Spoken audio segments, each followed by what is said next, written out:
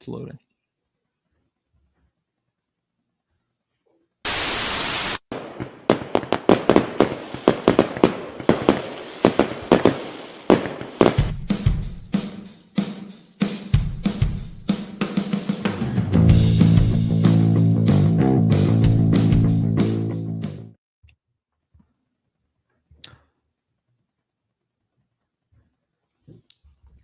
You're on mute.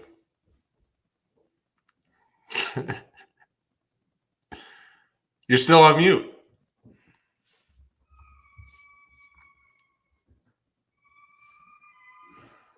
This is like the epitome of us like going through life without Chris. Like the first time we did this podcast without Chris, and it's like life.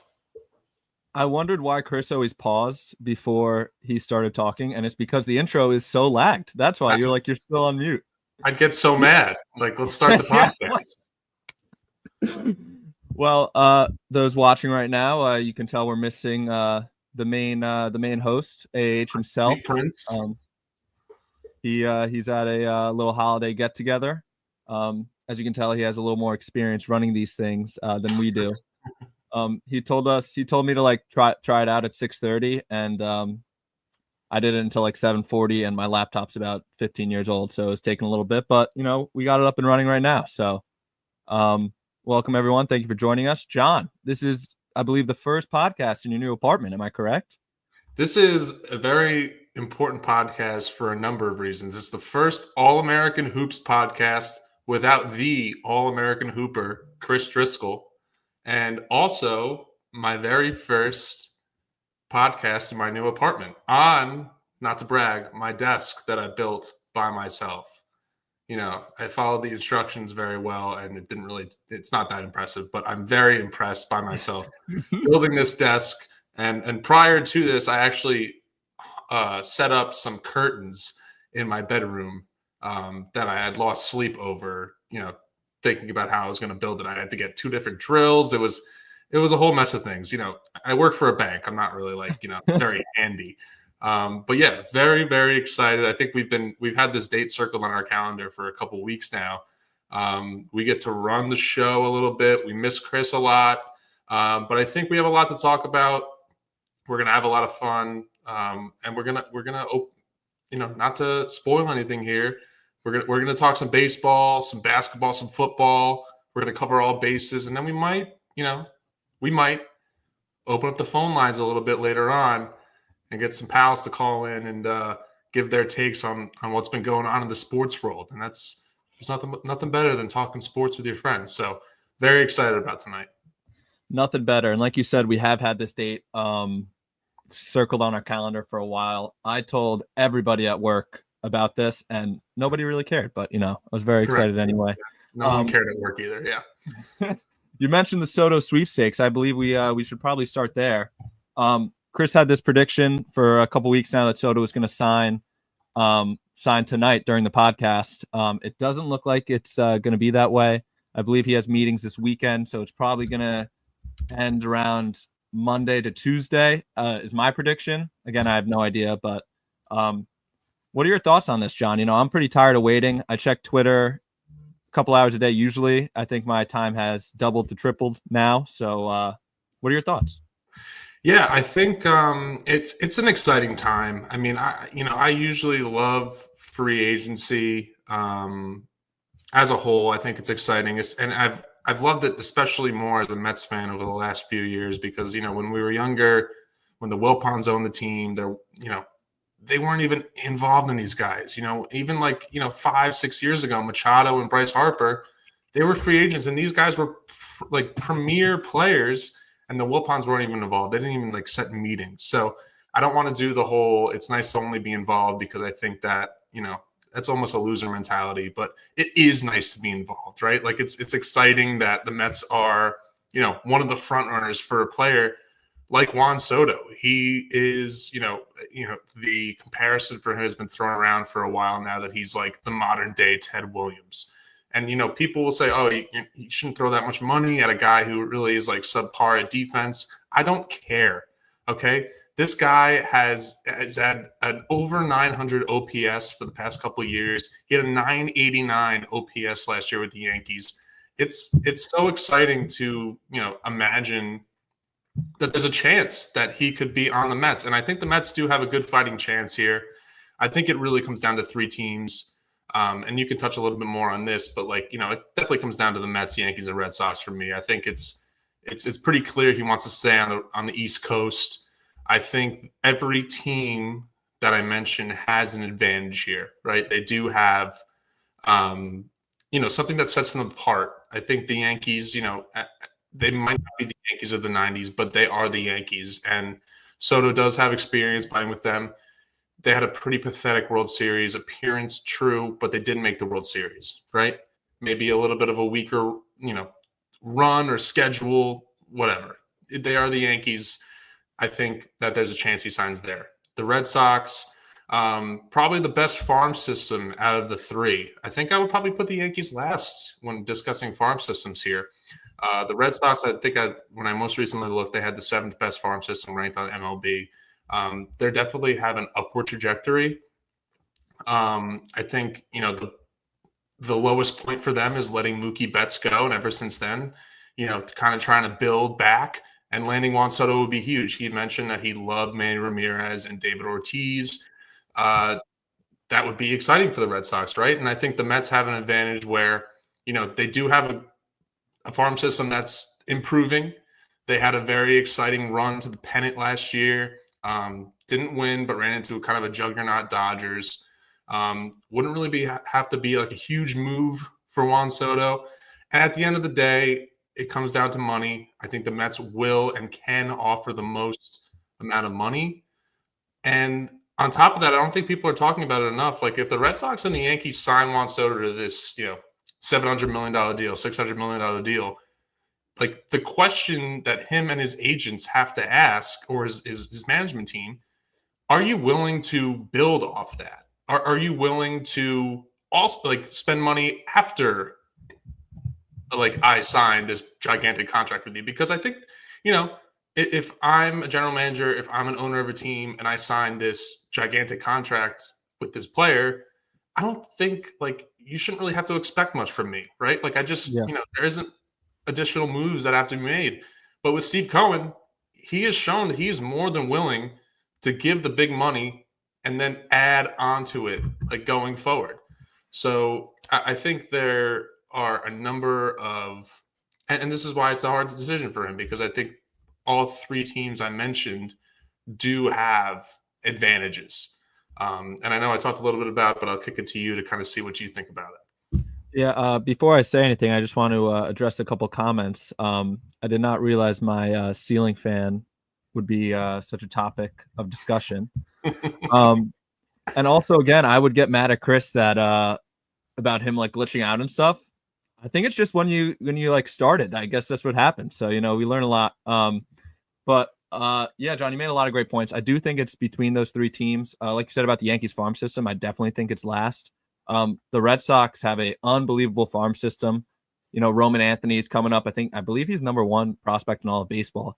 But I don't think that I think that the farm system might be one of Juan Soto's least concerns, because if you look at a team like the Red Sox always develop players well, but they let Mookie Betts in 2018, after a World Series, they just let him walk to the Dodgers. Instead of paying him, how do you know that this ownership is not going to do the same thing? After this, you touched on it, after you spend money on Juan Soto, what are you going to do other than that? And you see the Yankees are meeting with Max Fried. Their talks with Adames. So, obviously Juan Soto is their number one priority. But if the Yankees miss out on Juan Soto, there are other options for them. I saw a report that the Yankees don't want to expand their payroll. So if they get Juan Soto, they won't make a ton of extra moves. But the Mets, I think the Mets, being a little biased here, I think the Mets are the front runner, because after the World Series, heartbreaking loss, the horrible fifth inning collapse, one of the worst collapses I've ever seen in any sport ever, minus the Yankees in 2004, I would say.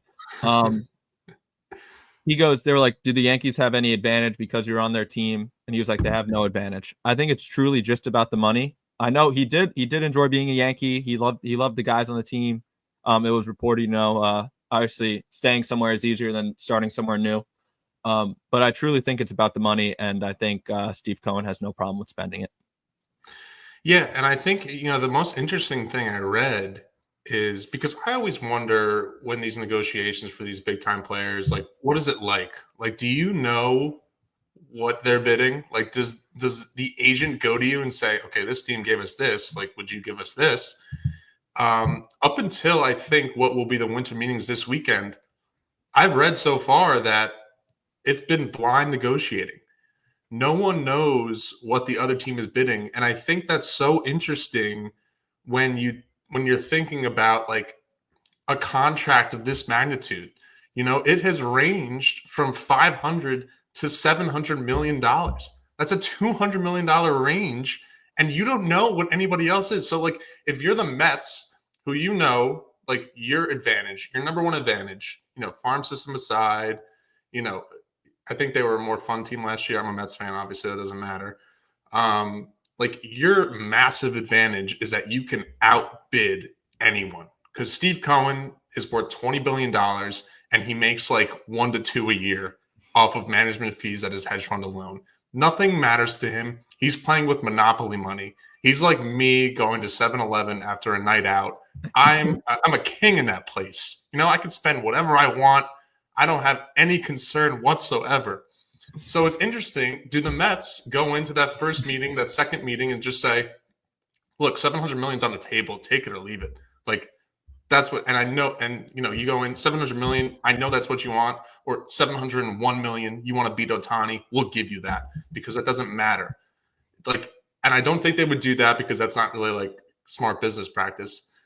But like, they know their advantage. They know they will. And did they leave that initial meeting with Juan Soto saying, okay, whatever you get from these other teams, let us know because we will match it. We will beat it, And I think that's what it's going to come down to this weekend because, it would have been really cool if he signed this week because that's, been my entire life this week, just like wondering what he's going to do. And do you say, like, in these meetings, does Scott Boras, does Juan Soto go into these meetings this weekend? I think these weekend meetings will be like, this is what we got from these teams. Let us know if you can match it. And do the Mets have that last say or do the Yankees have that last say? Because I do think there's a number the Yankees stop at. I do not think there's a number the Mets stop at. There was a report that just came out that Juan Soto will not give the Yankees he does not guarantee them a chance to match, which is quite interesting. And I would hate to see that if I was a Yankee fan. It's tough. It's really tough to see. But I do agree. I do think that there is a number that the Yankees stop at. I do not agree. I do agree that there is not a number that the Mets stop at. I say it all the time. Steve Cohen is like us if we had $20 billion. He just bought his favorite sports team that has been, I hate to say it, but it's been a poverty franchise for the past since the 80s and minus a couple of years. But just the way they were run horribly. And he was like, I'm just going to throw my wallet at it, see what I can do. And he, it feels like there's like a tide turning the last couple of years, especially this year. Like Yankee fans are, a lot of times Yankee fans they act like they're like, I hate the analogy. They're like the big brother and they're like superior to the Mets, which, since the past decade, they only have one pennant, but they always make the playoffs. They always spend money. And like, it was growing up, I was like jealous of them because they were always in the talks of being in these free agents. They would sign these big names. They would win. They would have great regular seasons. And the Mets just never did that. And then, it seems like there's a tide turning now where, 2022, they win 101 games. This year, they make the championship series. So, it's just awesome. And I think that, like you mentioned, like I mentioned, this is not the Yankees of the 90s. Nobody is taking a discount. And especially not a player of Juan Soto's caliber. He is not taking a $10, $20 million discount to play for the Yankees. Like he showed, he had a great time last year. I'm sure he did. He made the World Series. I'm sure it was fun. They had a good time. But this is not the evil empire anymore. The evil empire is in Los Angeles, Yeah. and if he wants to go join the Dodgers, honestly, screw you. Like that's not gonna. It could very well happen, but I think he wants to stay on the East Coast. But It better not happen. I think he's going to the highest bidder. I think Boris has shown that, and Boris has like constantly gone to the highest bidder, even like to a fault. Like he has held out a number of players that like kind of screwed over their careers. Like, Michael Conforto, like he turned down $120 million from the Mets. Mm-hmm. And Boris knows what he has now. Like, Michael Conforto was a great player back then. He knows Juan Soto is a player that people are going to pay for. So you might as well hold out for the highest bidder. Or why would Juan Soto not? He turned down $400 million when he was 22 on the Washington Nationals. And you know what? Probably the first person in the existence of history to turn down $400 million and have it pay off. So kudos to him. It's going to be really exciting. I think it'll come down to the winter meetings. If the Yankees if the Yankees do match, or if the Yankees do, emerge as the highest bidder, kudos to them. But I think if it comes out that the Yankees, like, if Juan Soto took a deal with the Yankees to stay with the Yankees for like $25 million less than the Mets signed him to, I'll be pretty shocked. Yeah, me too. Me too. I totally agree with that. I think we should switch onto basketball, because in the end, this is a basketball podcast, and I don't want to upset AH too much. So we both obviously been keeping up with the NBA, and one of the stories recently has been the Bucks kind of turning their season around. I believe they started 2-9 or 2-8, and now they are 11-10.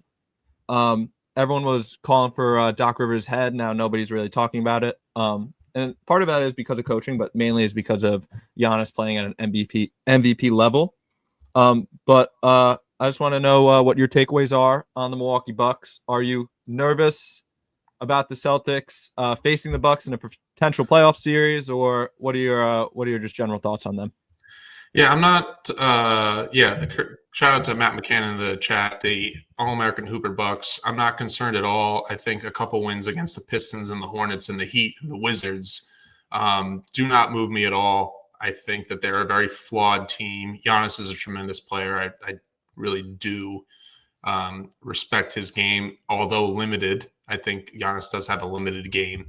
I just think they don't have enough depth. And, with Giannis being, obviously a great two-way player, Damian Lillard is not a great two-way player. Damian Lillard, if he's not giving you excellent performance or excellent, productivity on offense, he's a minus. And I think it's like, Brook Lopez has taken a step back. He's had a couple great games, very sporadically, as my fantasy team has seen.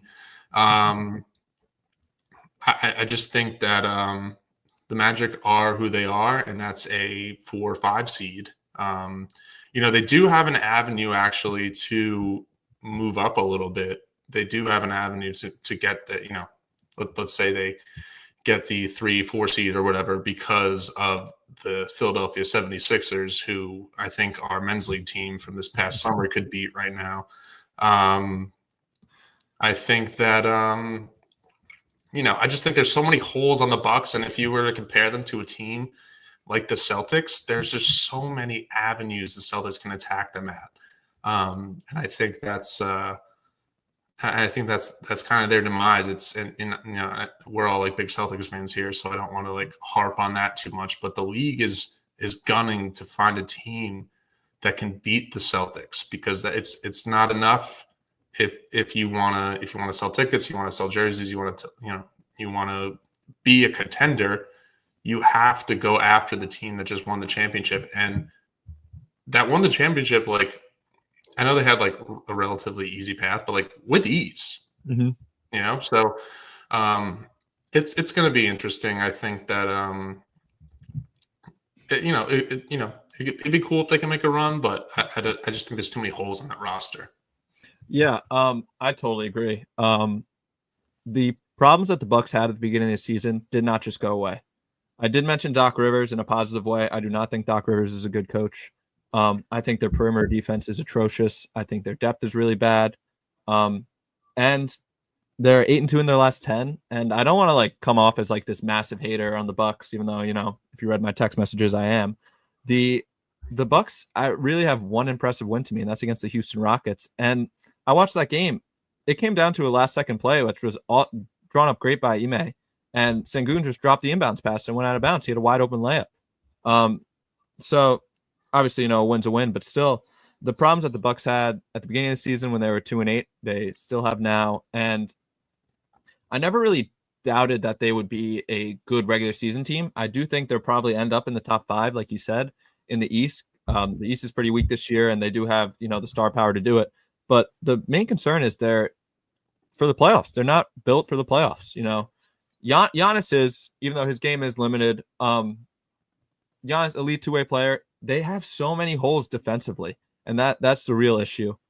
But I don't know if you had any other comments on the Bucks. If not, we can move to a team that I actually think is a real contender. Yeah, it's a good transition point because, like I mentioned earlier, that they have like an avenue to move up with the Philadelphia 76ers kind of moving back with the injury history with Joel Embiid and Paul George not being really up to par. Tyrese Maxey sliding a little bit, and I know McCain's been a very bright spot for them, but I think it's a good point to transition into the Orlando Magic. Yeah. Who have been a very, very fun team to watch. They did a really, last year they gave the Celtics kind of problems. I know the Celtics beat them a couple times, but like they're a fun team and doing it without Paolo, for the most part. I think, this podcast is a Paolo fan club in a way. We really like watching him play. He gives, I think we just like big wings, and I think it's fun to see. I think, you like to see the shot improve a little bit more, but with versatile wings, it's so hard to like, everyone wants these like versatile guys. You read that they're versatile, and everybody wants them to be like 43% shooters from three. That's just not what's going to happen. Yeah. It's hard to balance your game like that, and but him aside, I think the team has been a really fun team to watch, and I think they have, them with the Cavs, and I think you're kind of seeing the Eastern Conference flip a little bit, where these teams like the Cavs, the Cavs have been not contenders, but the Cavs have been, upper echelon teams in the East for a while now. The Cavs, the Magic, and even the Pacers. The Pacers before last year when they made it to the Eastern Conference Finals, it's, you didn't really hear much about them. It's cool to see, and I think we like the Magic probably until we run into Franz Wagner in an Eastern Conference semis or an Eastern Conference Finals. Yeah, like you said, I think a lot of the times, as much as I try not to do it, I judge the teams based on how they play the Celtics a lot of the time, because I do try to watch a lot of games. I tune in here and there on League Pass every night to certain games, but really I watch like in depth the teams that are playing the Celtics. And the Magic always play the Celtics well. Like last year they beat them in the NBA Cup. I think they beat them again before that. They did. Yeah. The Magic are 8-2 in their last 10 without Paolo. I don't know what the record is since he went down. I should have had that ready, but this is just interesting. They're 9-0 at home and 7-8 on the road, which is kind of crazy. But I said the Bucks weren't really built for the playoffs. I think the Magic are. Their defense is super, super impressive. They got a lot of versatile guys. Jonathan Isaac, Franz Wagner is a very, very good defender. Paolo can defend. That guy Goga, who I keep adding and dropping my fantasy team, he's a good rim protector. They're a pretty deep team. I was texting a friend of the pod and second place finisher, first loser in our fantasy league, Dean Hanrahan, the other day, and he said he believes that they're an elite point guard away from being a true contender, which I don't disagree with. I know Anthony Black and Cole Anthony are young guys. Anthony Black's in his second year. I do think he can take a leap, but he is a little inconsistent. He has had kind of a tough start to the beginning of the year, but I do think he could turn into that guy. And also, we didn't mention Jalen Suggs yet. Jalen Suggs has been awesome this year. His rookie year, I was listening to the Bill Simmons pod the other day. His rookie year, he was statistically the worst offensive player in the league at a point. And now I think he's averaging 17 points a game or something like that. And he's an elite defender. He's awesome. Another two-way guy. Yeah. You see the formula for success is two-way players. And we've been harping on it for years. We love two-way guys. If you give a damn on defense and obviously athleticism and knowledge of the game and what to expect comes into play, but like a lot of it is giving a damn. It's and I agree with what Dean Hanrahan said is they are a Peyton Pritchard away from being a true contender. I think that it'll and again, not to harp on the Celtics. This is a NBA podcast, but we love the Celtics. They're all two-way guys. I mean, even like who's their worst defender like in their rotation? You probably, let's point out the two white guys, Sam Hauser and Peyton Pritchard. Yeah. Like Sam Hauser holds his own, and Peyton Pritchard has taken a step defensively this year.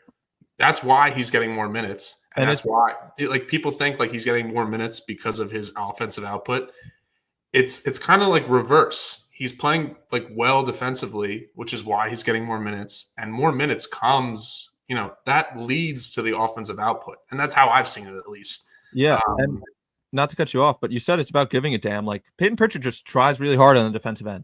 Yep. And I'm so tired of seeing these guys that are 6'8" athletic freaks that are just horrible defenders. Like I saw, Luka is one of the worst defenders I've ever seen in my entire life. He's 6'8". He should be able to be one of the best defenders in the league. He's 6'8" and built. And then I saw a clip the other day about Carmelo Anthony saying like when he tried on defense, he was a good defender. Like that's just part of the problem with the league. Yeah. Try on defense. You try on defense, and it's like, I don't want to put it like a percentage on it, but it's try on defense and watch film. Like know what to expect. Like I think Mazzulla really preps these guys in a good way. He has like one-on-ones with these guys and and I think, again, we're talking about the Celtics a lot, but another reason why they're so good is that Jaylen Brown, Jason Tatum, even Kristaps and Derek White, Drew's going to buy in on defense anyway. Derek is too, but like those guys buying in defensively and not saying, I'm this superstar on offense. Why do I have to give a shit about defense? Like they buy in, and that's why they're like the team to beat right now. Yeah. And if you don't have anything else to say on the Celtics, I would like to change conferences to the West and probably talk about the Celtics' biggest threat. The Lakers?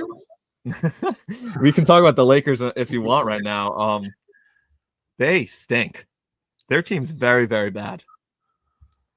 I don't want to like boast and everything here, but when you and AAH were, were foaming at the mouth over JJ Redick and the Lakers, I noticed that it had been 9 games and their wins were over cheap teams. And look, and it's actually, I've almost done like kind of a 180 on my take here. Like the Lakers, the final statement, stays unchanged. The Lakers are unimpressive to me. I think they're a middle of the road team. I don't think they're going to be, you don't want to count out Bron. I get it. They're a 9 seed right now, but like they're probably going to finish as a 6 seed, right? I can see that. And again, to do a 180 in my take, I don't think that JJ Redick is essentially the issue here. I think the roster really isn't that good. I think JJ Redick, and again, we're judging it off of 22 games or whatever. The Lakers, LeBron James, Anthony Davis, like they've run out after JJ Redick will be 3 coaches. And again, I'm not saying JJ Redick is a bad or a good coach. I think there's a lot more to be seen. I think everybody either loves him or hates him. I think there are things to get excited about. He's definitely a basketball junkie, which I think we can all appreciate. But there needs to be a deep dive into how this roster was constructed. I was told that Rui Hachimura was the next Kawhi, and he's like a bum on defense. And if you're watching this, I'm sorry. I know this is like a high leverage podcast here, Yeah, but come on the pod, Rory, if you yeah, we can talk about yeah. it. A bum is an aggressive term. I apologize, but like, again, it goes back to you want to talk about the Celtics, you want to talk about the Thunder, you want to talk about the Magic. Their guys buy in on defense. Rui Hachimura has not bought in on defense, and like he shouldn't be. And that's one of the bigger problems that like when your team is losing, you focus on the negatives. He shouldn't be the number one negative. Like LeBron, greatest player of our generation, he has not been the number one or okay, yeah, he's been the number two. But like he has not been playing like he needs to if they want to make a playoff championship run. Yeah. So I mean, yeah. Yeah, like I think that's a great point about the Rui Hachimura. A lot of people are like, "Oh, if Jared Vanderbilt was healthy, this is a different team." You shouldn't have to be reliant on Jared Vanderbilt. I've seen multiple clips on Twitter, and when I watch the Lakers play, their defensive effort is so piss poor. They had a pretty good draft with Dalton Connect. I think he's a top 3 rookie this year, no question. He's awesome. Like on defense it's a little shaky, but I feel like coming into the league, you could figure that part out. But there are vets that their defensive effort has been really, really piss poor, and it's uninspiring basketball. And like you said, they're going to end as a top 6 seed. I don't really see it. I think there are more than 6 teams that are better than them in the West. I do think they still make the play-in, and I do think they still make the playoff. But I think there'll be a quick first-round exit if something doesn't change, if their roster doesn't change. And I don't really think their roster should change that much. Like I don't think this core is the core to buy in on right now. They did in 2020 and it worked out. They won. Awesome. But I don't see it with the Lakers. What's the core? It's like after Bron and AD, what is it, like Austin Reeves? Yeah, I don't think Austin Reeves, I do think Austin Reeves is a good player, but I don't think he's a number 3 option on a championship team. No, he's not. And like I think they expected D'Angelo Russell to be better. Like I think they expected a lot of things, and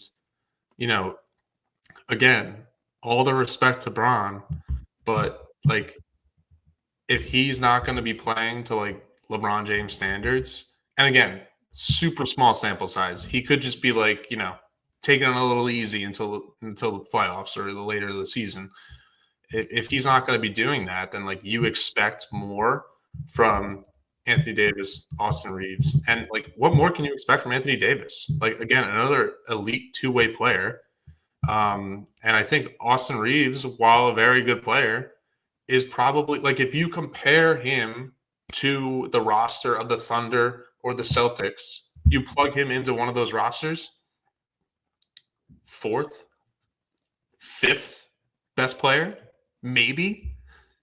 Like who are you taking him over on the Thunder or the Celtics? Like I'd probably get to like 6. Like yeah. And again, it's different because these are like the heavy favorites to come out of their conferences. But like that's what you have to apply when you're thinking about it this way. Yeah. I also think it's hilarious that we're talking about how like Bron isn't playing that well and he's averaging 22 points, 9 assists, and 8 boards. I mean, his defense has been atrocious, but it's still, just hilarious. Yeah, he's unbelievable. Yeah. But again, like you mentioned the giving a damn on defense, and you brought up the Thunder, and another team I like to throw out there, the Rockets. They really care on defense. Yeah. I know it's kind of hard feelings with Ime. But right now, it's I forgive Ime Udoka. I did last year after they won. I know it's a PG podcast. Keep it in your pants, and you're an NBA champion, Ime Udoka. I don't know what to tell you. But he gifted us a better coach than Joe Mazzulla. But Ime is a great, great coach. Off the top of my head, I would say he's a top 5 coach in the league. I could be, forgetting a couple guys, but I think he's an awesome coach. The Rockets were atrocious 2 years ago, and he made them a 500 team last year. And now I believe they're the 2 seed, if I saw that correctly. And they're playing like well too. Like this is like totally sustainable. They're a super deep team. They got Amen Thompson, who is awesome. I love the Thompson twins. Amen Thompson, Tari Eason. These role guys are really buying in on the defensive end, and it's showing. You got good vets too. Fred VanVleet's been awesome too. He's figured it out after kind of a slow start. And I do think the Rockets are true contenders to come out of the West. I didn't think that it would happen this year. And again, super small sample size. Maybe I'm just overreacting, but they have been awesome. I do think it's still the Thunder's conference to lose, but I think the Rockets are the biggest threat to them because I think they match up with them pretty well. Yeah, we have weird feelings towards Ime, but at the end of the day, you can't argue against the fact that he gets his guys to buy in on defense. And it's like similar to Joe Mazzulla. Like that's the priority.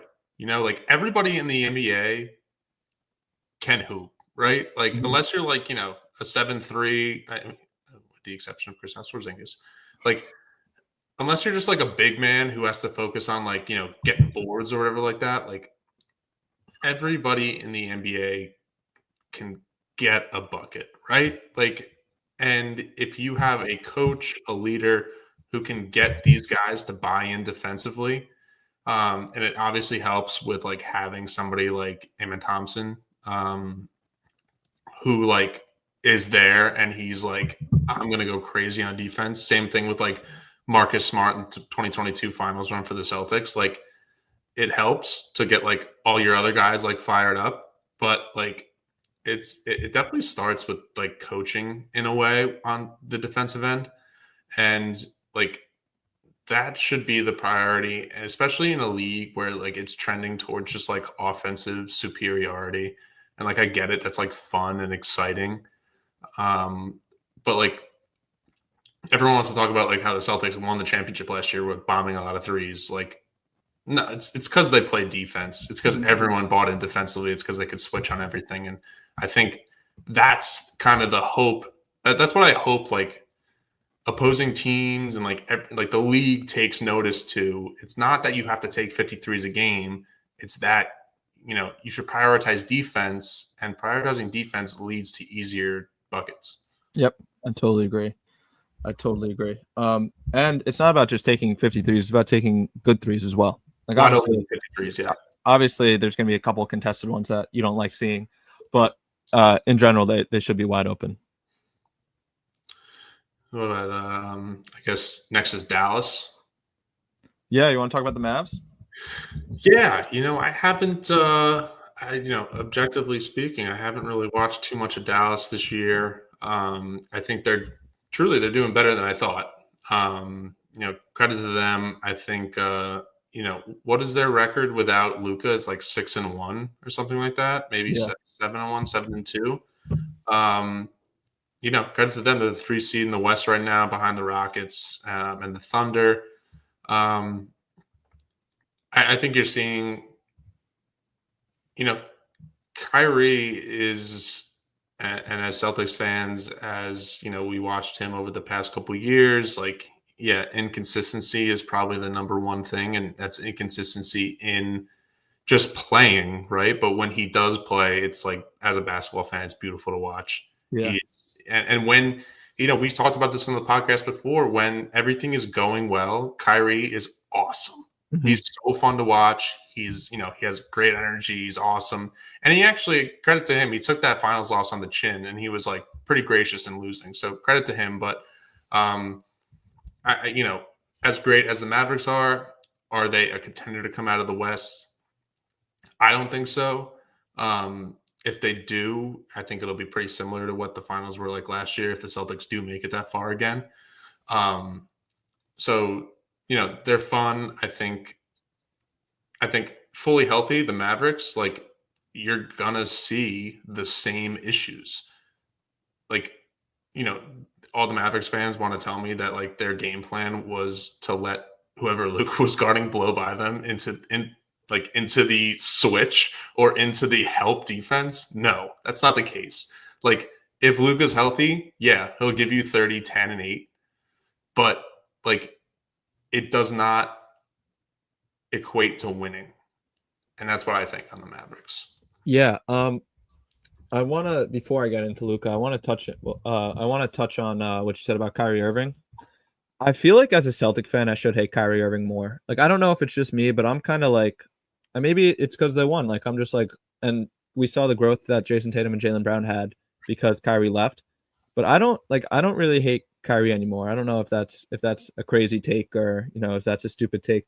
But just watching him play is really cool. It's really awesome. The game winner he had the other night where he had like the baby hook with the left was one of the most impressive shots I've ever seen. Like it's truly it's with a set. I know it's Jokic, not a great defender, but he's still 7-1 and in your face. Like it's crazy.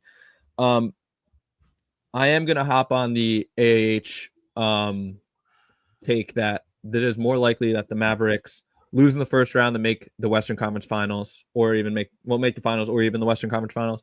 I am gonna hop on that take. I also thought the Mavs were gonna lose to the Clippers in the first round last year. So maybe I'm just doubting them again. But I do agree that they do have similar problems than they did last year. With if you have a hole on defense, it's going to be exposed in the playoffs. Yeah, I totally agree. I think it's I agree with that AAH take. It really just depends on who they draw in the first round, but it'll be interesting to see. Again, we didn't really talk about Clay too much, but I don't really think he's a difference maker. I think you're going to get the same production from, another good-sized wing, right? It's not the Clay of 2016 for sure. Yeah. Did we want to talk? I'm thinking about the agenda now, but we'll stay on NBA for a second because I do think that I think we should talk about RIP, the end of the Celtics-Heat rivalry. Yeah, I do. I'll start if you don't. Yeah. Yeah. I was saying this the other day. When the Celtics were playing the Heat, maybe it's just a respect thing, but the entire time the Celtics have had a rivalry, and the Heat have been the Celtics' biggest rivals since LeBron went there, like 2010. Like it's literally. I don't hate Eric Spoelstra at all. I think it's just because of respect thing. Like I think he's the best coach in the league. But I don't hate him at all. And I used to watch Heat games and like hate them. Like I would like hate playing the Heat. And even last year in the playoffs, like I still hated playing the Heat. And like I like some teams you like hate watching, like I despised watching the Heat. Like no matter who they were playing, I was rooting for the other team. When they were playing the Celtics, I was like fuming at the TV. This year it's way different. Like I don't know what, like I think just winning maybe does that. And I'm not trying to come off as like this arrogant Celtic fan, but like the Heat are just not a threat in the East anymore. They had like, the run in 2020, the run in 2022, and they just didn't build on the roster at all. They let a couple solid role players go, and they just haven't been spending money, and they haven't really signed anybody. And, obviously I still dislike the Heat. I still, I'm going to root against them, but it feels different this year.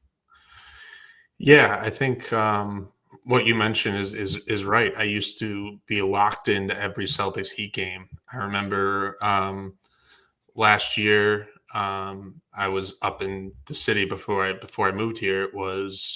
I was up in the city. I got a hotel room with my girlfriend for her birthday. And I remember before she got there, I had hooked my laptop up to the TV to watch the Celtics Heat game in like early in the year.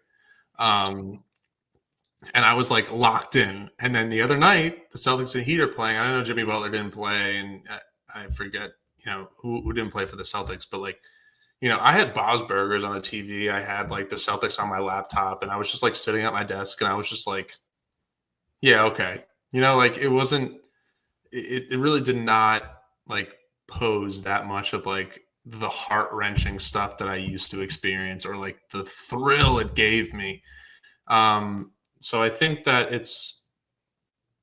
and again, like you mentioned, I fully do respect Eric Spoelstra. I think the Heat have had some like good wins over the Celtics in the years, and he never really danced on the grave. Like I know like Jimmy Butler did that because he's a loser, but like Eric Spoelstra, like always pretty gracious in victory, and he has said like, oh, I don't like the Celtics, and like respect to you for that. Like obviously, why would you?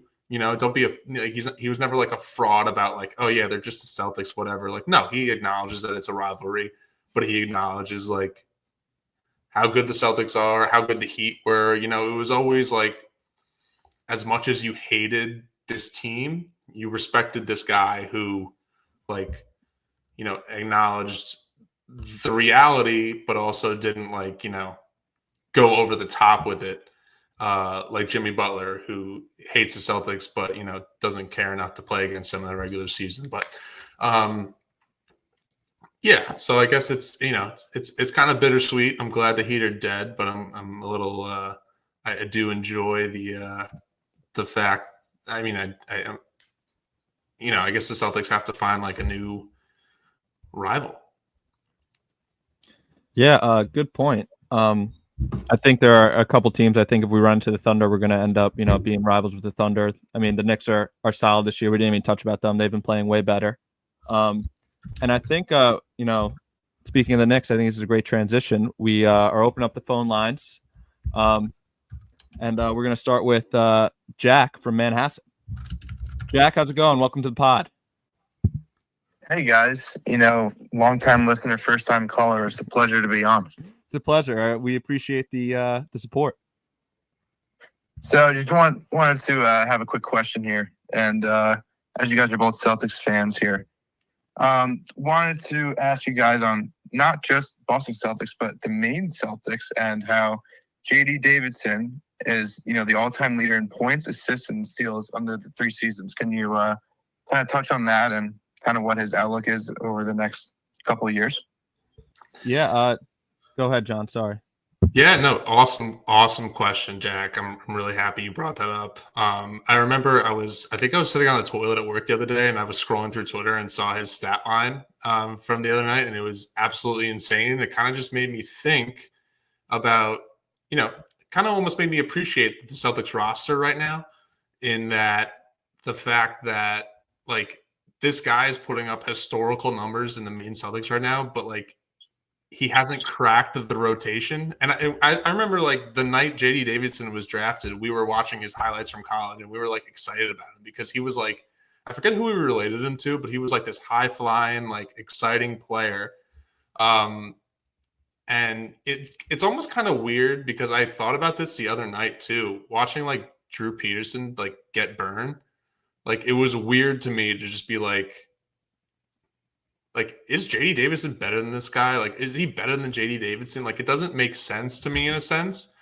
It makes sense to me in a sense. But, yeah, I don't know. I guess it's one of those things where is he a main Celtics like Russell Westbrook in a way where, like, if you need him to be, like, successful, if you need him to be like if he needs to be, like, the best he can be, does he need the ball in his hands? Does he need that, like, high usage rate? It just made me think about, like, stuff like that. But he is really, really exciting. And there are times, like, in Celtics playoff games where I, like, see him on the bench. I'm just like, get him some burn, you know, like, get him in there. I'm not surprised by the question at all because, you know, Jack is a known ball knower.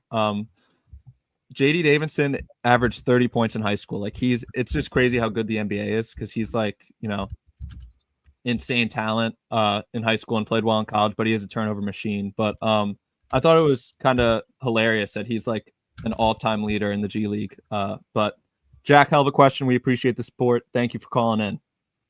Yeah, of course, man. You guys have a good nice night. All right, let's go Mets. Let's go Mets, baby. Let's go Mets. All right. Do you want to go to the lines here? Again? Yeah, I think this is good. All right. We are joined on the line right now by our very special friend. We've known him for quite a bit now. Our great friend from Manasquan High School from Spring Lake, New Jersey, now calling from Manhattan. We are joined by Liam McAllister. Liam.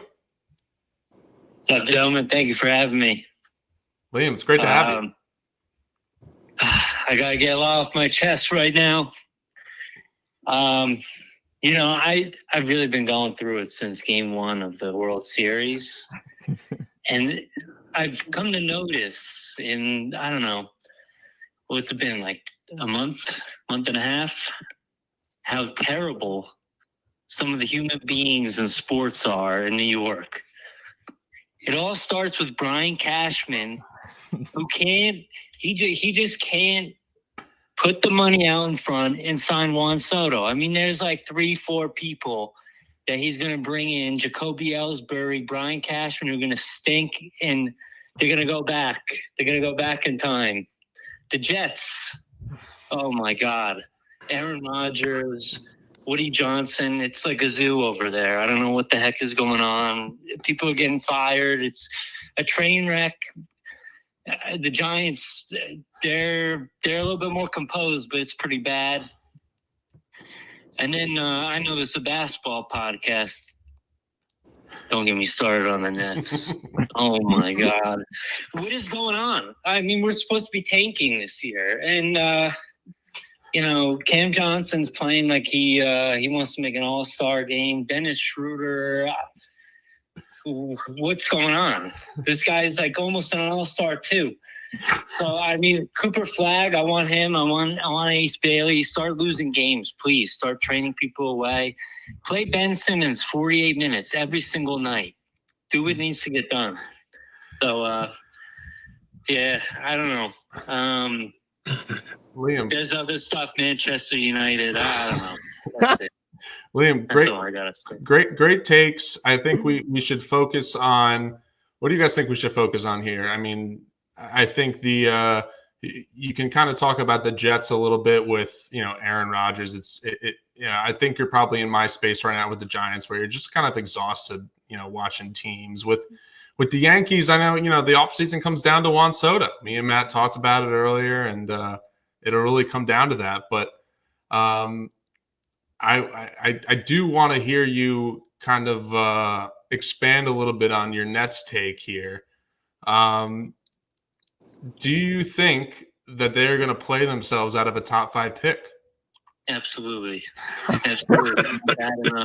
Sean Marks is, he had to go get Kyrie Irving and Durant and Harden. I mean, if you could get those guys, you have to do that. But this guy doesn't know what he's doing right now. I mean, there's no reason to have Dorian Finney-Smith on the team anymore. You got to get rid of one of Cam Johnson or Cam Thomas and really let the tank sink in. You can't totally tear it down because then you have a culture problem when you start trying to build a team, I think. But I think one of them's got to go. I'd get rid of Cam Thomas. He's like Lou Williams reincarnated. Uncle Lou, we love him. Ben Simmons got to start playing 48 minutes every night. None of this resting every other night. If he's hurt, he should play. They're paying him a good amount of money. Play. He's auditioning for his next contract. No one's going to bring him in next year, so he should play. I agree. Liam, Matt, do you want to touch on that? Yeah, before I touch on anything, I just want to say welcome the host of the show, AAH, the best dressed of us, which isn't the first time I've actually been saying that. AAH, it's a pleasure to be welcomed by you. To welcome you onto your show. Appreciate it, gentlemen.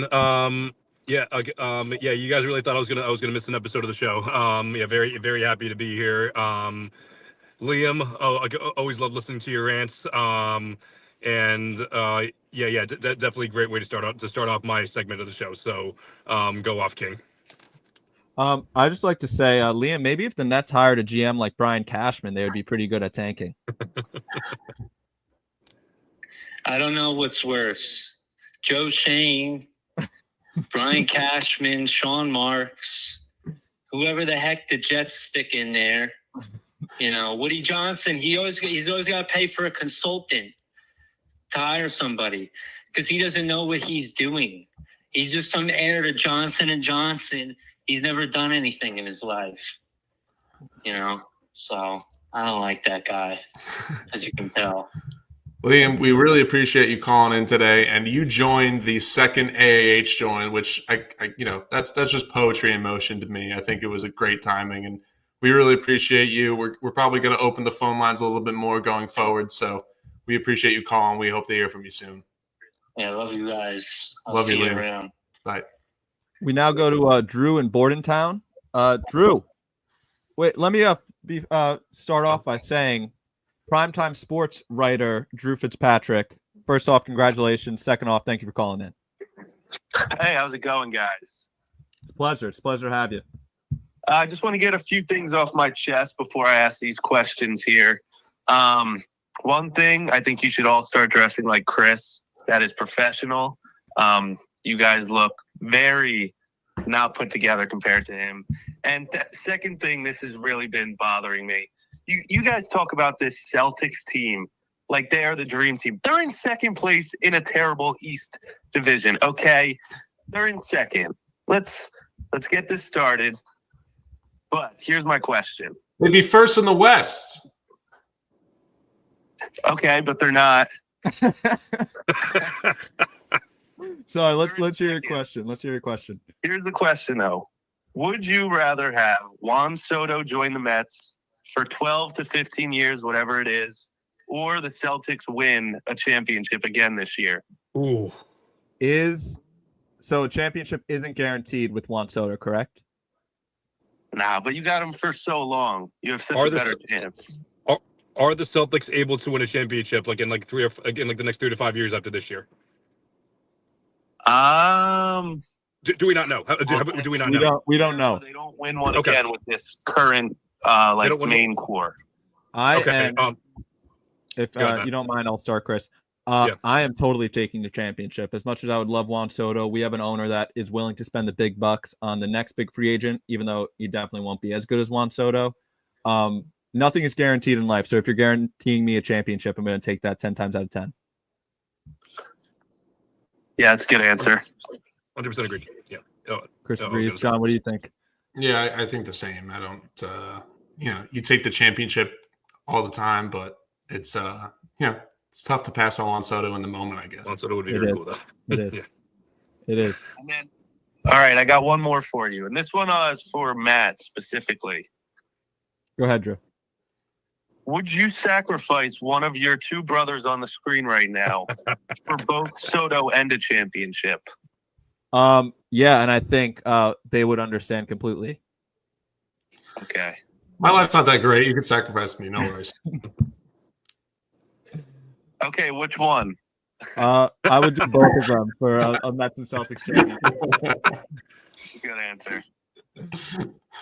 Drew, we appreciate the call. Thank you for calling in. And I'll keep tuning in, and I'll keep having a great Thursday night. You got it. Congrats on becoming a writer for what's it called, Chris? Sorry, I'm blanking. PrimetimeSportsTalk.com. Yeah. Drew, we're psyched to have you on board. We're very happy with it. We're very happy for you.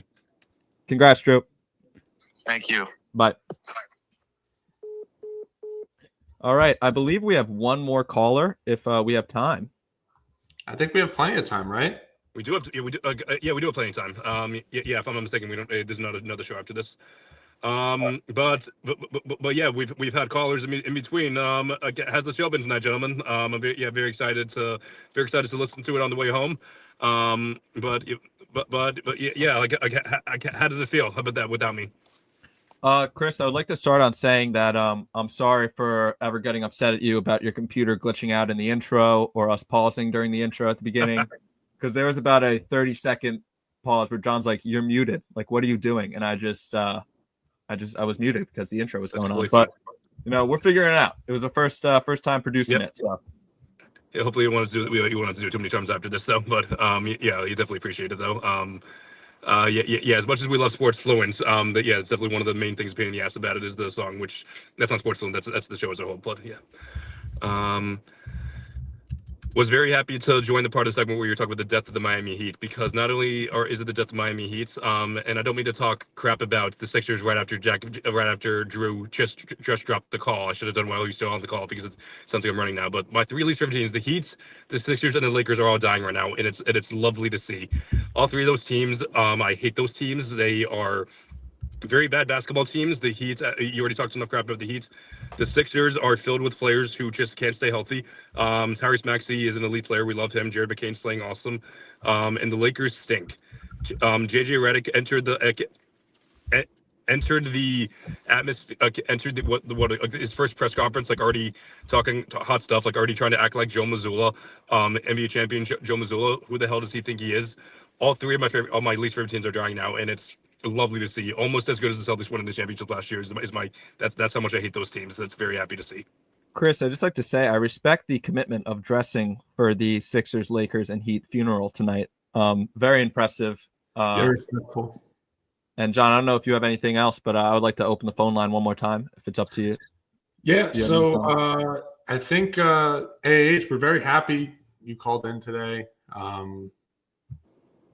I think it felt a little empty today without you today, but we're going to open the phone lines one more time for guests of the pod in the past and friend of us who is now walking in the streets of Manhattan and wanted to call in and speak his mind. JC, what's going on? What's going on, everybody? You could introduce me as my actual name. John from JFK, John from Manhattan. I'm in the worst part of the city. I'm on 42nd Street.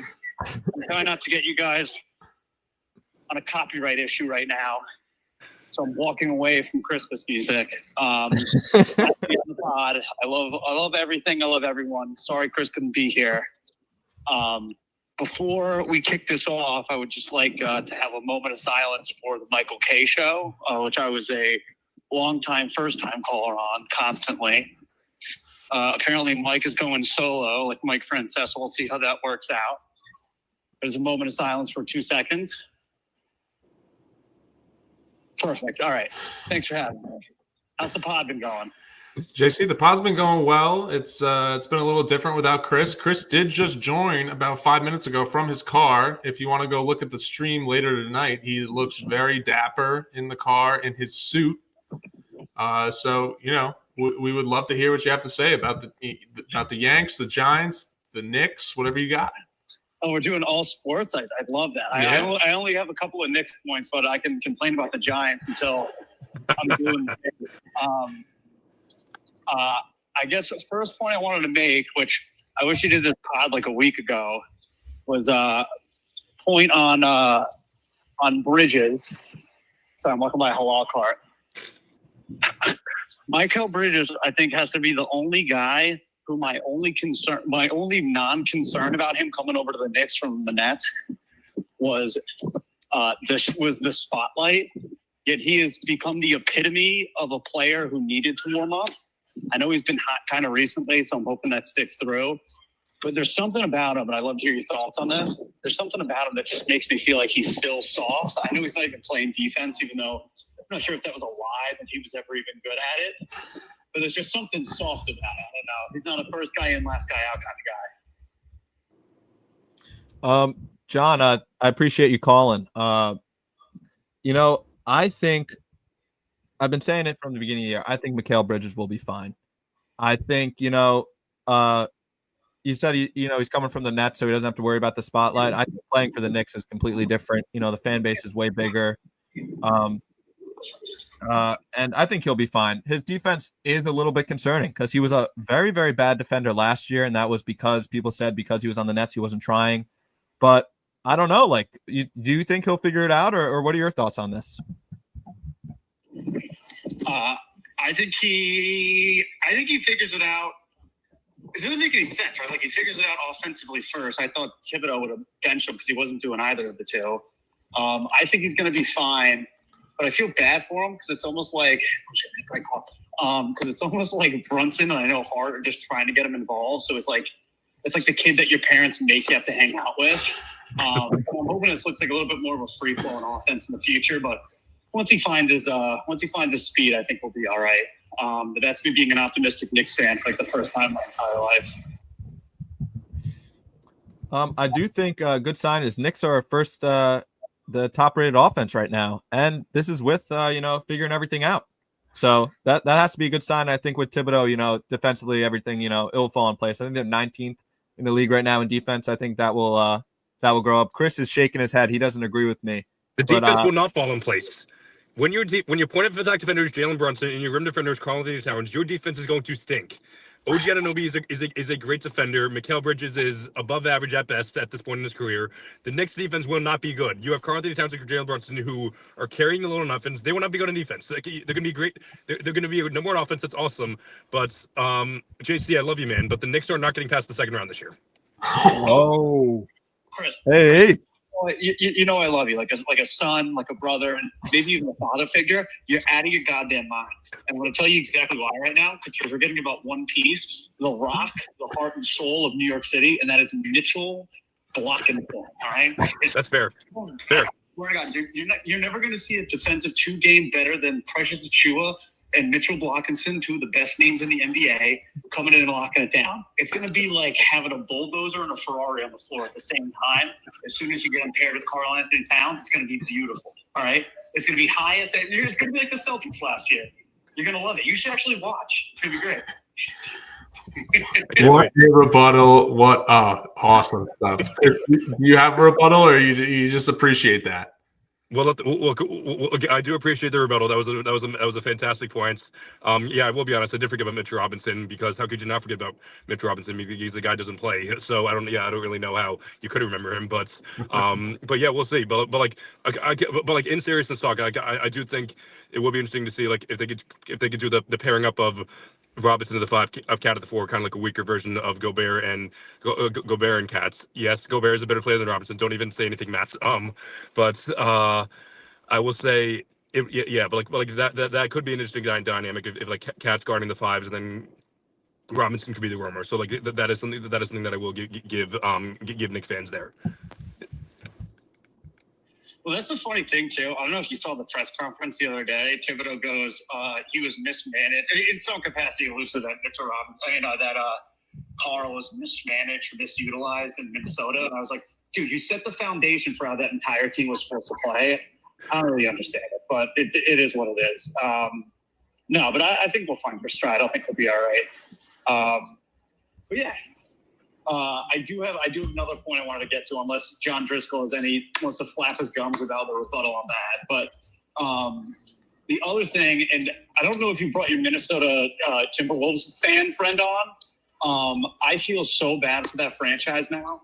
It's like, even though I feel like we haven't gotten everything that we needed out of the Bridges trade. I mean, I feel like everyone feels that way.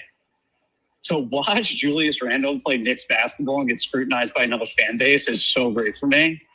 I love the guy to death. I defended him like he was my stepbrother. But Jesus Christ, like the eye-opening thing too is I know these Minnesota Timberwolves fans like complain about Karl Anthony Towns being soft and stuff. He is. It is so refreshing to have a guy throw a temper tantrum on one end of the floor and then sprint back and actually play defense. It's like the temper tantrum doesn't even happen. Instead of Julius Randle planting his feet into the ground and then waiting for the possession to end and actually having him sit on offense. But I love that. Chris, I'd be curious to hear your thoughts on this. Do you think Karl will play better in New York than he's ever played in Minnesota? He's playing better now in New York than he ever has in Minnesota, in my opinion. He's going to be he's playing at like a top. I don't want to get into it, but like against the numbers, but like he's playing at like a top 20-ish level, maybe even top 15 on some nights. And he's never been, and he's maybe like 1 year. I couldn't even tell you identify the year. Maybe like 2015. Wait, not 20. He was drafted 2015. I don't know what the fuck am I saying, but maybe 2019. I'm trying to think of the years that he was like elite. Maybe like 2019 would have been like a good year, but like no, this is the best Karl Anthony Towns ever been, hands down, 100%. That's beautiful. I love Chris Driscoll even thinking about throwing a Knicks a compliment and then immediately retracting it. That's the most gorgeous thing in the world. I didn't retract that. All right, before I get out of here and I can stop with the white noise of traffic in the background. One negative thing I did just want to say, because I'm not the full, just so you think I'm not a Knicks Kool-Aid guy.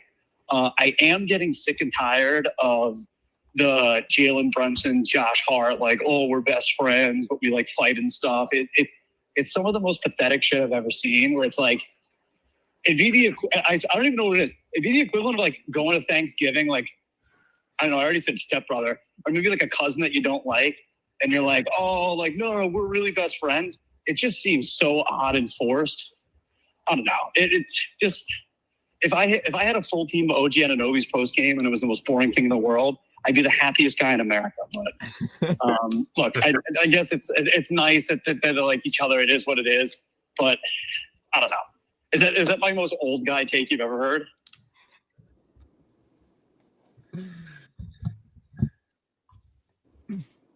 Go ahead, Chris. Sorry. Oh, sure. Yeah. I thought you guys were going to say no, it's I understand. Agree with that take. Yeah. Well,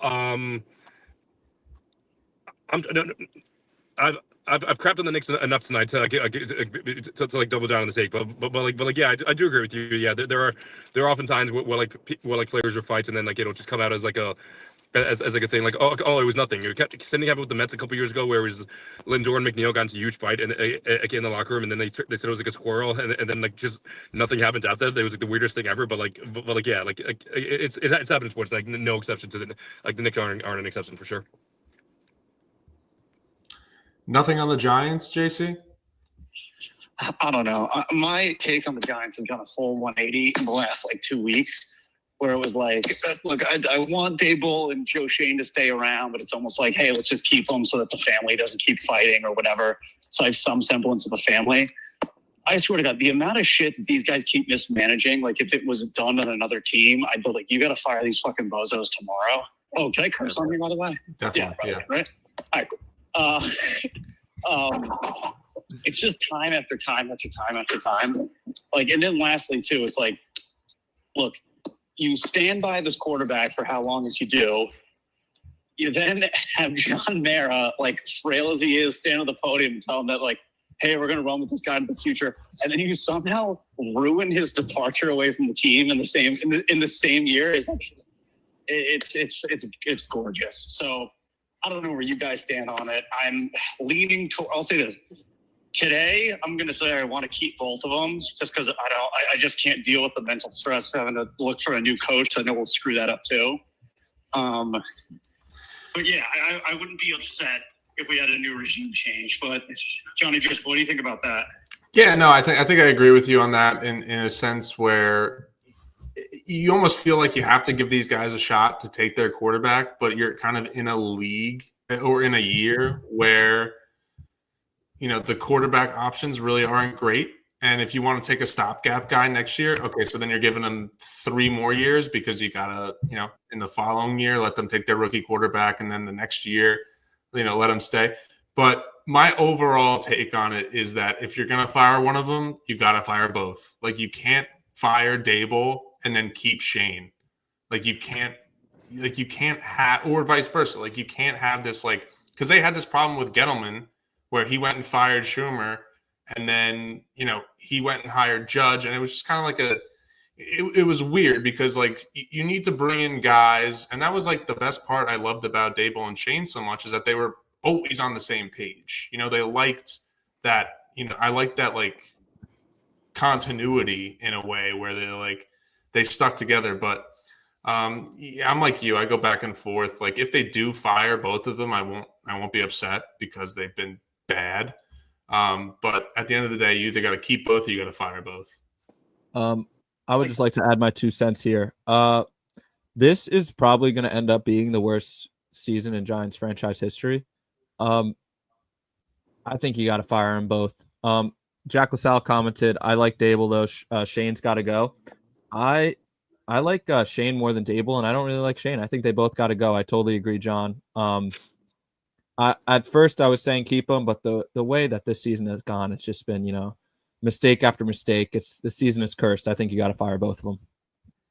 Well, the other thing too is it's just it's the smugness about it too. Yeah. The worst thing that ever happened was putting Joe Shane on camera for as many episodes as they did. I had to force myself to like him. My sister brought home a crap boyfriend. And I just can't tell him. He's got the presence of a snowball in regards to how warm he is to people. I wouldn't be surprised if this locker room is just dude, screw this guy. And then the report came out the other day about Nick McCloud. Forced him to take a pay cut, $2,500 as a pay cut. It's really great to see that we're penny pinching here in a position that might have the least amount of depth. Thanks, Joe. Yeah.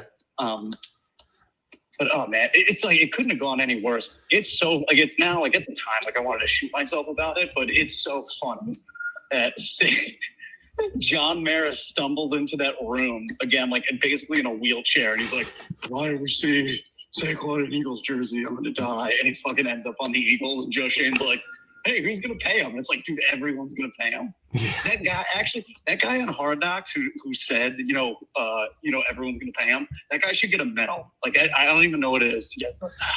And I think as I was a Gettleman hater. I think you were a bit of a Gettleman apologist. I think somebody needs to do like a case analysis on the fact that Dave Gettleman was a better drafter than Joe Shane, and people hated Gettleman more because Joe Shane's more handsome. I think we need to talk about that. It's I can't even think about it because every young cool hot coach is apparently like sick at like coaching. I was trying to think why it was like Cliff Kingsbury versus like I don't know Andy Reid, big fat guy, but yeah, it's like ridiculous. Also, I think Joe Shane pays like $150 for his haircut too, which is no pay. Definitely does. Yeah, I don't know. And also, too, like, this quarterback decision, it just, like I don't know. I'll say this. The decision, regardless of who they pick, is going to set us back because we can't make a right decision for the last, 5-6 years. And if John Harris survives it just by life or death, I'll be shocked. The guy's going to be on hospice by the end of it. Just he hates negative press, but we'll see what happens. Yeah, that's all my takes. How are you guys feeling about a Giants win this weekend? Feeling very not confident in that. Are you guys going to do a draft pod? Ooh, we should do a draft pod. We should. I thought about doing that last year, but then like it was like one of those things where like I just didn't know what day to do it. But like our podcast is on a Thursday now, so maybe we could do like some kind of like a live special, depending on when it's actually playoff time during that time. So probably not, but yeah, we'll see though. We can have John and Jamie on. We'll do a little bit of a draft extravaganza bit. We gotta. No, yeah. Even if we don't do it on a Thursday night, we can definitely do it during another time during the week. Is there? Do you guys have a consensus on who you want? I think I want Cam just because I don't know. I don't want anything to do with Sanders at all. Or his dad. Neither do I. Yeah, I'll take Cam, and I would honestly take Milroe over Sanders just because of like the optics and like the bullshit that would come with him. It'd be like he's such a. Well, I don't even know. I was going to do a LaMelo Ball comp there, but I'm sure Shadur Sanders will stay healthier than that walking plate of glass does. But yeah, no, I couldn't deal with it. There's enough New York media stuff going on, and we suck right now. So I know I couldn't deal with it. The worst part is I think they really like him. Well, yeah, I don't know if Joe Shane's been to any Miami games recently, but the fact that he showed up at a Colorado game 2 weeks ago was like bigger than the Giants were playing on Sunday. So I'll be surprised. I mean, we'll know because the Giants are so loose-lipped 5-6 weeks before exactly who their pick's going to be, so we can fight about it then. Yeah. But whatever it is, it's going to be awful for Giants fans, and I have to live with misery for the next 3 to 5 years. And then when I have a kid, like he'll get to experience the Super Bowl, and then he'll never get to see one again, and we'll just run in cycles and cycles and cycles until I die. I think I'm okay with that cycle. Yeah, we'll see. All right, guys. I'm dropping down into my apartment because I spoke so long that I was actually able to make it all the way home. Well, actually, one other thing I do want to bring up, I don't get any credit at all. I don't have a medal. I don't have a hat. Or I don't have a special shirt. I am still the highest grossing for views video of your podcast, and I don't hear anything about it. But all of which to say, I'll be expecting my trophy and or medal in the mail until someone's thrown fame. It's we're approaching the 1 year anniversary of that podcast, so yeah, expect something in the mail very soon, John. What was it? December 30th, right? Yeah, December 30th, I think. I'm scared how poorly some of those takes might have aged, but who knows? Maybe I'll man up and see how much of a video was. I don't think they were that bad, honestly. Yeah, I feel like you were pretty level-headed to take throughout all that. So, yeah. Well, thanks a ton for joining the show, John. All right, I JC. didn't feel so bad. All right, gentlemen. Thanks for having me on. Love all you guys. Looking forward to the next pod. Love you, See you John. guys. I believe sorry that I believe we have time for one more caller. Chris, is that possible? It's your show. Yeah, whatever you want. All right, we welcome Matt from Brielle. Matt, welcome to the show. Thank you for calling in.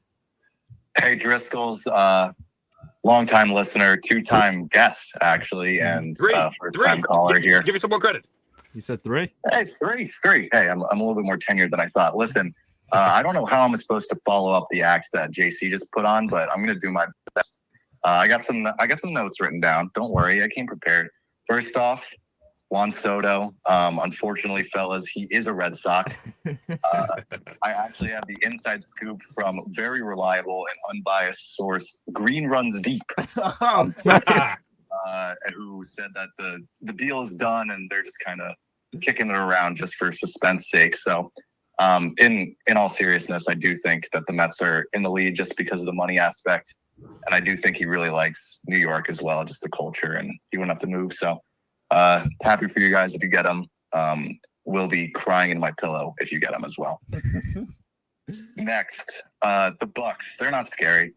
The win streak is just a reversion to the mean, and being mediocre is who they are. They're not horrible. They're not last in the East, but they are not good. This is all fraudulent, and it'll come out in the playoffs. Matt, I will say, I agree totally, except one point. You said they are not horrible. I do think the Bucks are horrible. The reason Chris joined late, it wasn't because he was at a holiday party. It was actually because it was a punishment from the boss. He saw Chris's tweet that the Bucks could be the third best team in the East, and he said you're not allowed to join for the first hour of the pod today. But he's dressed nice, so we'll forgive him. You have to remember that Chris Middleton and his two brand new ankles are coming back onto the scene, so he's been their best player for the past 2 playoffs. What's the how many games is that? Like 4? So it was 5 in 2023, and I think it was 6 in 2024. So 11, Matthew. Thank you. If so, double the one, so almost triple the ones you're saying. I don't even know. Did he play all those games? He has been great in the playoffs. I will say that. He may not have. Honestly, no, you said that last year. I think he did. I think he'd have, a Damon Giannis didn't. 11 games. That's the same as their current 10-1 streak that everyone's hyping up. Yeah, they played some pretty good teams there, like the Wizards. The Wizards. They got the Hawks in there. Oh wait, they lost that one. Anyways, on to my next take. Franz Wagner is legit, known Team Doggenham member. That's my fantasy team for all the guests that might not know. He's just really solid. He's very polished. I think he really took a big step with the Olympics. I think he was able to gain a lot of experience with like some of the veterans and really come into his own. I think Paolo being out, although that is really unfortunate for the franchise, it definitely gave him a chance to step up and make a name for himself. Overall, that Magic team is just so young. They have so much effort. I think John was saying, you just have to kind of want it, and they want it. They're really hungry on the defensive end. They know how to get their guys open on the offensive end. They're definitely a scary team. I really like them in the East this year. I think they still got a few more years to really become contenders, but they're on that trajectory for sure. Yeah, I don't know if I said it on the pod or if I just said it to Chris, but remember, Chris, I think it was 2 weeks ago, I said the Magic are my Eastern Conference Finals team before they went on this run. So let me pat myself on the back there. But I totally agree. They're super fun to watch. We were talking about them earlier. Franz Wagner is awesome to watch. And an underrated part of this, I feel like it's not really talked about. Being on the same team as your brother in the NBA is super cool. I feel like that's just like a kind of brushed upon storyline. Like, that's sweet. It's cooler when you have 2 quality NBA players on the same team that actually earned it, rather than a father and son when the son absolutely did not earn it. So I will say that. I will say that it's cool to have 2 brothers that earned it. Whoa! No slandering the USC Trojan. Come on. Apologies. I forgot about that. That's the second Trojan mention tonight after Drew Peterson. That's right. Well, Matt, do you have another take? Sorry, I didn't mean to cut you off there. I got two more takes. This one I really like that you guys didn't mention because I really wanted to bring it up. Celtics versus Heat, the rivalry. The reason it's dead is because it's a case study of what happens when you have a good GM versus when you have a bad GM. And I'm sick and tired of people propping up Pat Riley on this pedestal. He hasn't been good since 2006. He does nothing for that team. I see Heat Twitter. They're going crazy saying they need to start making changes. And Pat Riley just sits on his butt and he doesn't do anything. He tries to run it back with aging, ringless Jimmy Butler. They're frauds. They stink. And they stink now because he never sacrificed. You have to sacrifice to improve your roster. You see what Brad Stevens has done. You saw what Danny Ainge did before him. That's just what good franchises do. And the Heat just have not been a good franchise in a decade. Yeah, Matt, if you hear that clapping, it's my dad giving you a standing ovation downstairs for your Pat Riley slander. That is, it's starting to get talked about more. Like you said, he brought in, I don't know how much of a say he had in bringing in LeBron. I feel like that was kind of just LeBron's decision. But, I will give him credit for that. But ever since then, they made it to the finals twice. But I do think that was kind of like, they found lightning in a bottle there. I don't think it was because of his roster construction, but I totally agree, Matt. That was a great point. It used to drive me up a wall when Danny Ainge in 2017 to 2020, it was like Danny almost Ainge almost got whoever. I'm not gonna go through the players now because we're running late, but Pat Riley is significantly worse with the trades. Almost got traded, almost got Dame, almost got Donovan Mitchell, almost got this player. It's nonsense. Very good point, Chris. I totally agree. All right, man. Sorry, man. Go ahead. All right, then last thing, a little football talk. I hope that the Giants fire Brian Dable because I think he would be a great offensive coordinator for the Patriots. I think he would work well with Drake May's talent because that's kind of the play style that he runs, and Daniel Jones doesn't match that, and that's why Dable's not succeeding. But I do think that they should move on. I would stay away from Sanders as well.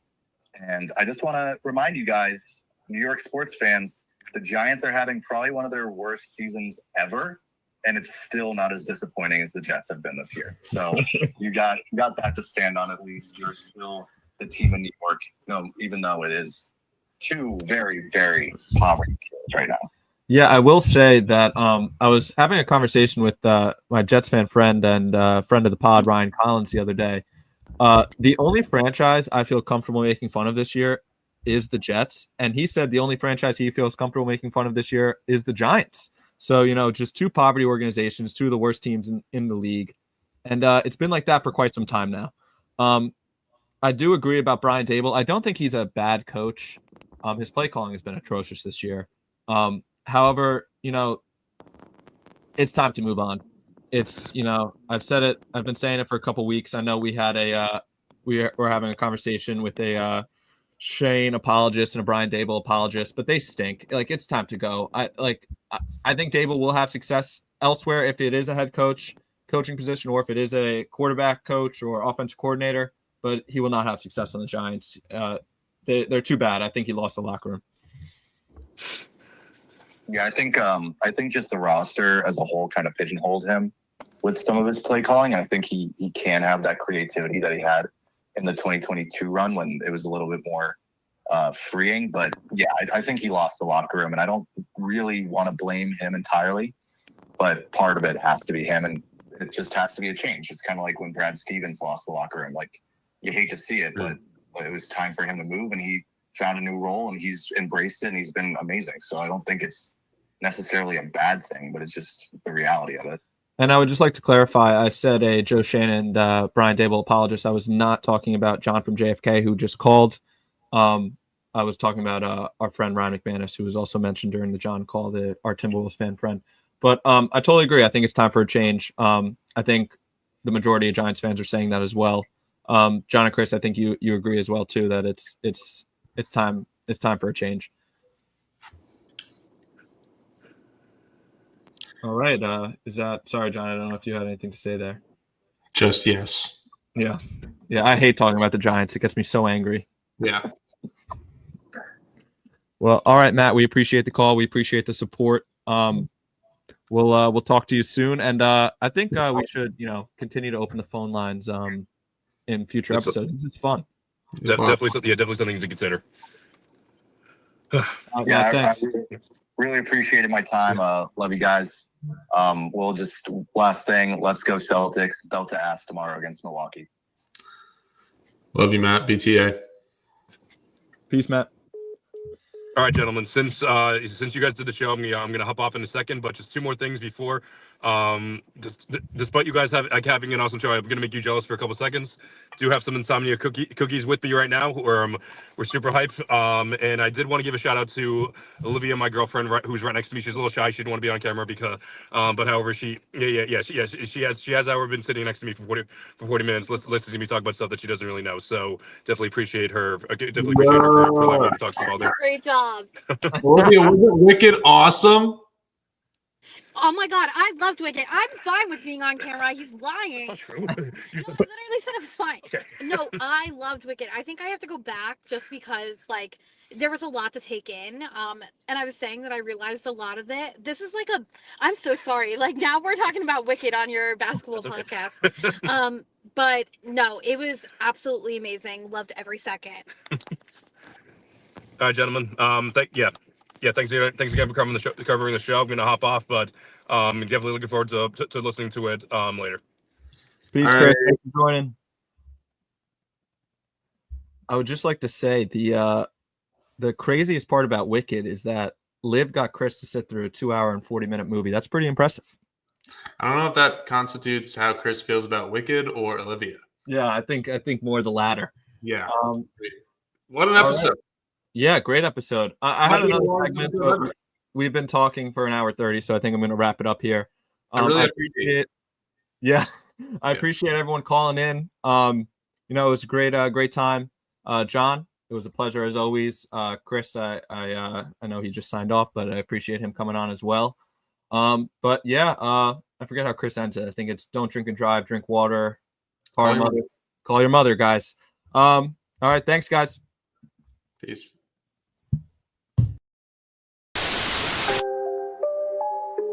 Oh, Canada. Put on a suit, drink water, don't drink and drive. Hey, man, call your mother.